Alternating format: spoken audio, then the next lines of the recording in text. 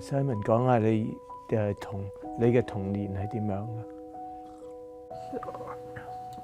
好細個出嚟做嘢咯，因為讀書攞唔到滿足感，又或者挫敗感居多咯。因為香港嘅教育制度就係不斷叫你死背，嗰個年代係叫你死背。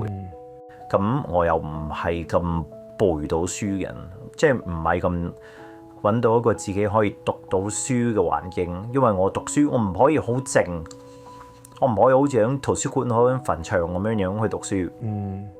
我係需要側邊好多騷擾，我先至會可以入到腦。